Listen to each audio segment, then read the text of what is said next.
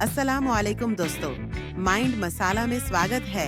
आज हम ला रहे हैं 5 ऐसे अजीब मगर हकीकी फैक्ट्स जिन पर आपको यकीन नहीं आएगा। फैक्ट 1, मुडस्किपर।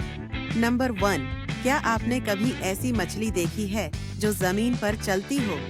इसका नाम है मुडस्किपर। ये अपनी फिन्स का यूज पैर की तरह करती है।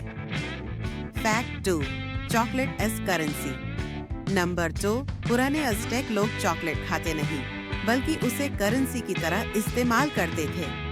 Fact 3, sleeping snail. नंबर 3, एक स्नेल इतना सुस्त होता है कि कभी-कभी लगातार 3 साल तक सो जाता है। Fact 4, onion as medicine.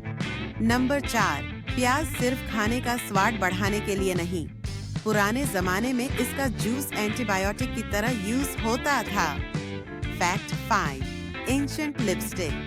Number 5, lipstick कोई मॉडर्न इन्वेंशन नहीं। सबसे पुराना लिपस्टिक फॉर्मूला 5000 साल पहले बना था, क्रश्ड जेमस्टोन से। आउटरो 5 सेग। कौन सा फैक्ट आपको सबसे ज्यादा इंटरेस्टिंग लगा? कमेंट में बताएं।